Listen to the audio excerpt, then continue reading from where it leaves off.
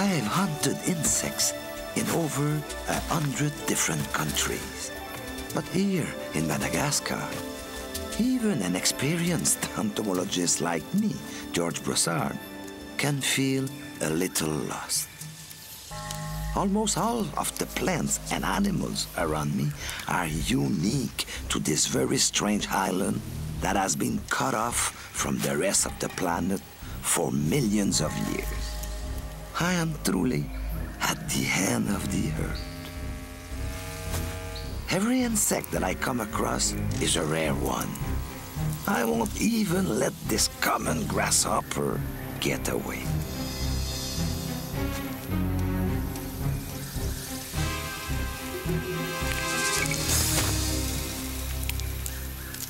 Even a common insect like this one can't be found anywhere else on this earth. This little fellow is worth his weight in gold. And I'm not the only one who seems to like it. In Madagascar, you definitely have to be ready for surprises.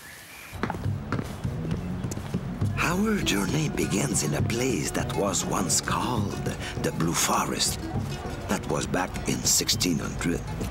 Today, it's a very different kind of place. Welcome to Tananarive, Madagascar's bustling capital with more than 1 million inhabitants. I've come to the train station where I have reserved a train all to myself. Okay. So it's not a TGV Express like France's high-speed train. Let's just call it a TGB, or a train for George Broussard. Its real name is a Michelin, and it runs on rubber wheels. Since I'm the only passenger, I can rearrange things the way I like. It's the first time this whole rail car has witnessed anything like this.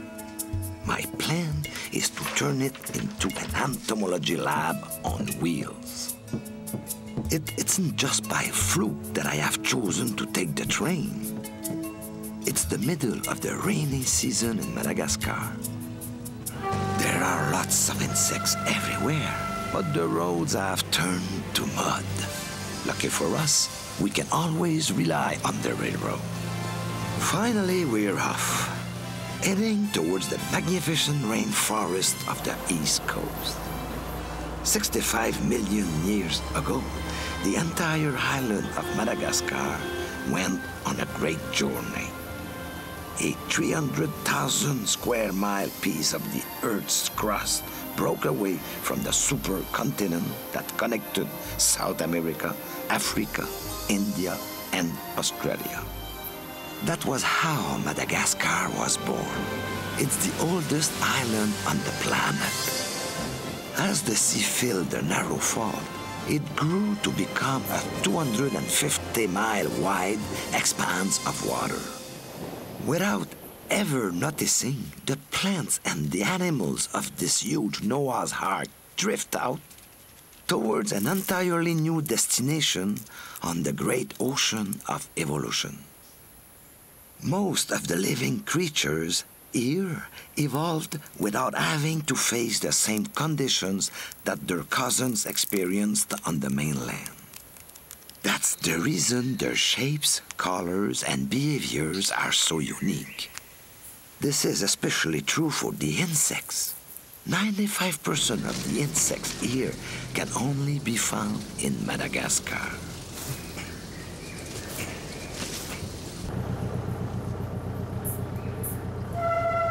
Our first stop is on the sea bay, where I have some wonderful insects for you to meet.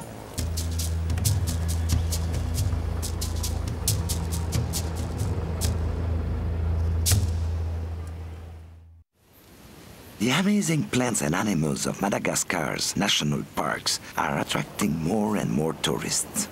They have come here to see the birds, the lemurs, and to admire the orchids. But I'm sure you realize that I have other interesting things to show you. Do you see this tree?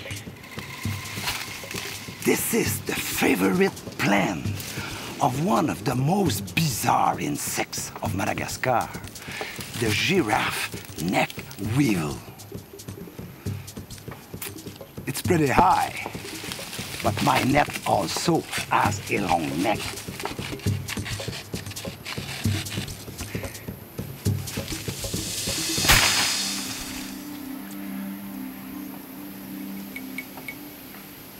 We're lucky. It's a male.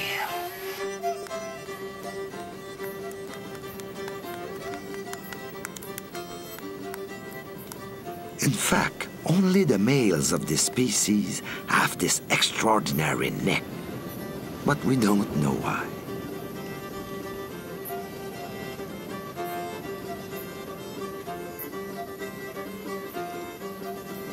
Real giraffes use them to reach those top leaves they feed on.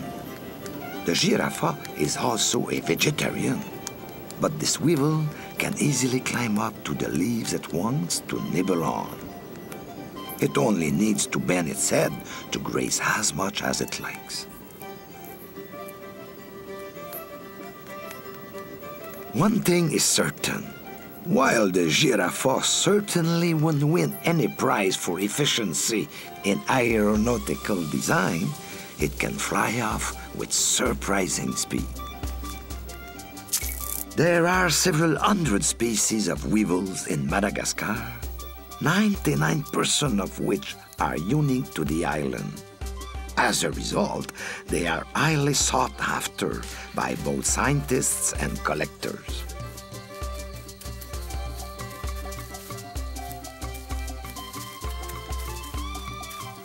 The litmus or lichen weevils are covered with hairy spikes that provide the perfect camouflage for moving through vegetation.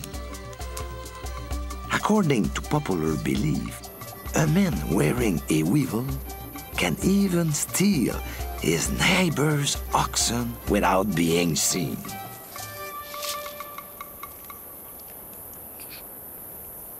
Have a look there. Right there, a lizard. It's an Uroplatus. This reptile, along with its cousin the chameleon, is considered to be the master of camouflage. Yes, it's true. They are incredible. But personally, I find their reputation highly overrated because I know here many insects that can do a lot better at camouflage.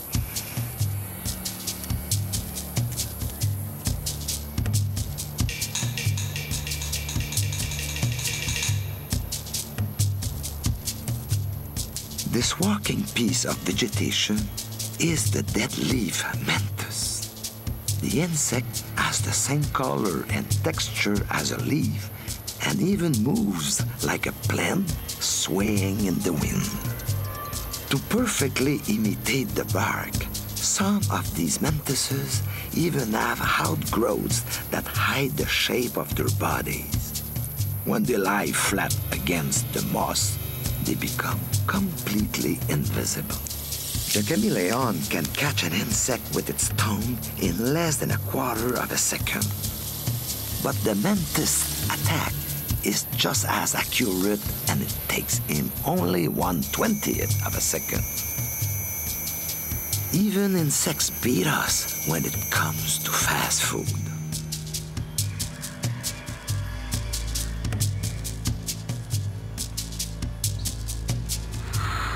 Here's the true master of camouflage, a stick insect. These species can only be found here in Madagascar. It just takes enough patience to go through all the twigs of the forest, one by one. Here, a male is clinging to the back of a female. Although she is much larger, the poor male has probably had a devil of time finding her. He won't let her go that easily. In the drier parts of the island, the phasmids have adapted to the thorny vegetation. They are light color and covered with spines. These spines also discourage predators who would think twice before swallowing a piece of barbed wire. In fact, the only brilliantly colored stick insect of this planet also live in Madagascar. But they are not the only shining stars in the Malagasy forest.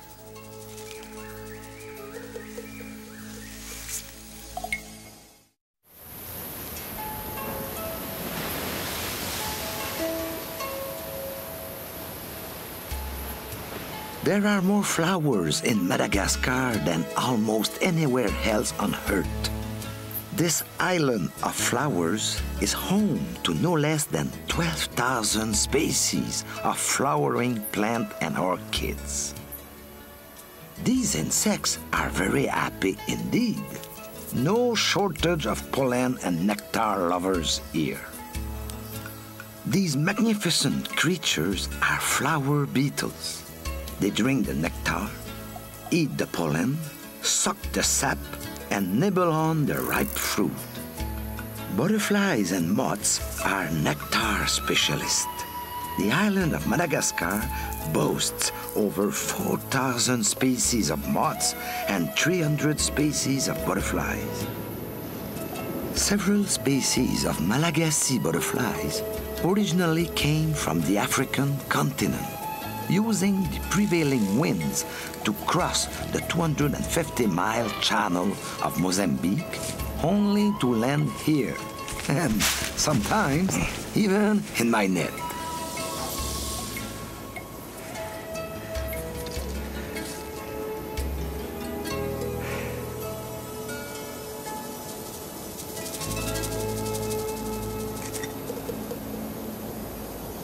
Allow me to introduce you to the largest and most spectacular butterfly in Madagascar, the antenor. No one really knows how it got here.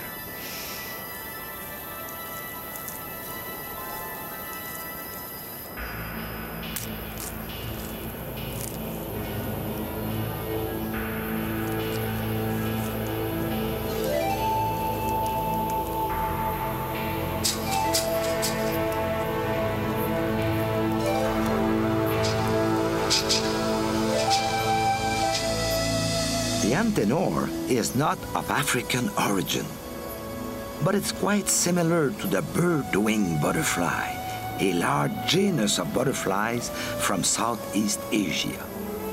So how were his ancestors able to cross the vast Indian Ocean and reach Madagascar? That remains a mystery. After such a productive expedition, I have earned my moment of rest with some children from the village of Andasibe. You're about to see a very special game of marbles. Ah oui, c'est une bonne boule. Trop grosse? Et si je t'en prête une? Ah, OK. Tu vas jouer? Tiens. Je vais t'en mettre. Are you wondering why these kids are laughing at my beautiful green marbles? Laquelle que tu veux? Ah, toi, laquelle que tu choisis? Bon, moi, la plus petite. Oh, là, c'est à moi. Là, c'est à moi. These are pill millipedes, a species that is unique to Madagascar.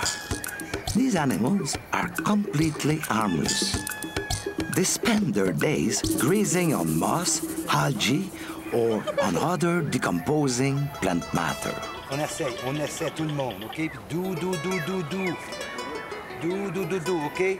Le premier qui rouvre, surveille. Le mien va rouvrir, je suis sûr. Qu'est-ce que tu en penses? Est-ce que c'est la tienne qui va rouvrir? And if we leave them alone for a few moments, they will open up right in our hands. Une bonne main pour toi, mon ami, tu vas gagner. In order to protect themselves, these amazing creatures roll themselves up into a ball and hide inside their shells. OK, alors on va les ramasser. Alors voilà. In the Malagasy language, they call these creatures taibitana. It means to roll up fast into a ball. Merci bien, tiens. As for me, I have to get back on the road. Insects await, even at night. And who knows what we will find.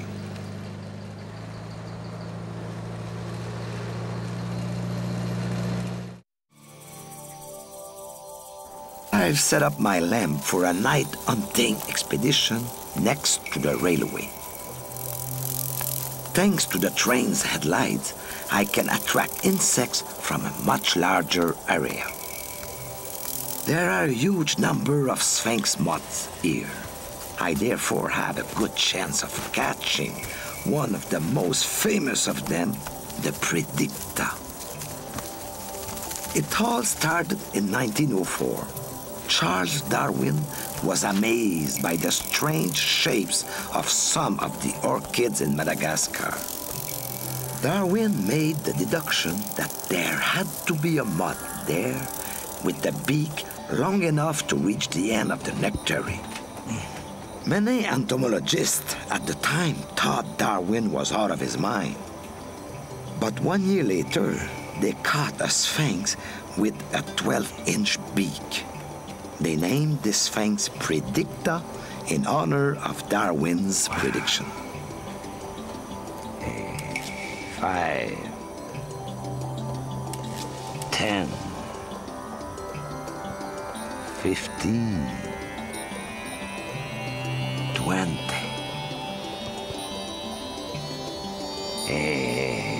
25 centimeters. Impressive.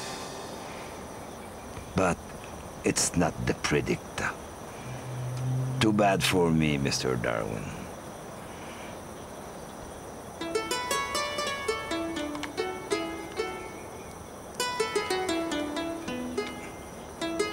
As the hours go by, the number of specimens mounts.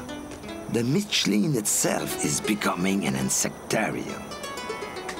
I have to regularly check my traps and any bushes nearby. With all of these magnificent insects, who feels like sleeping? Follow me. The night still holds some surprises.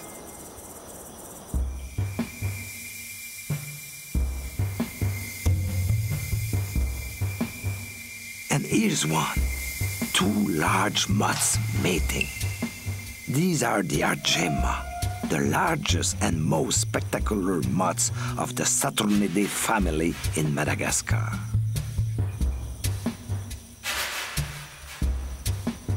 The Argema caterpillar feeds on several species of plants. That's why this great moth hasn't suffered too badly from the island's deforestation. But the largest specimens can only be found in the great tropical forest.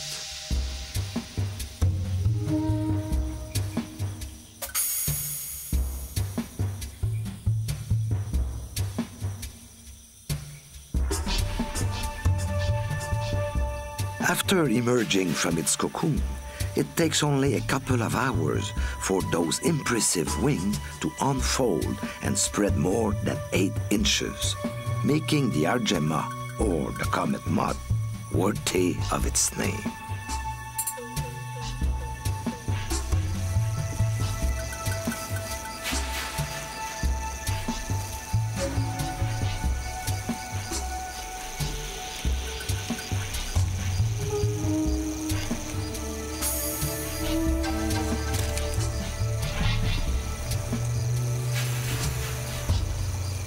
From an egg to a caterpillar, from a caterpillar to a cocoon, nature needed more than a year to create this huge moth.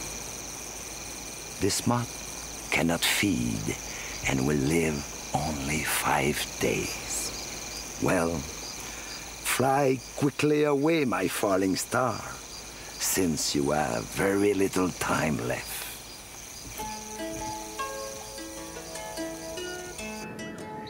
Our journey to the end of the world is drawing to a close, and we're returning to Tananarive. In an all-too-common story, Madagascar's unique biodiversity is threatened by the destruction of natural habitats. But there's hope in the enormous potential for ecotourism that lies in these vast forests. A future for the forest is a future for all species living on the island, including humans.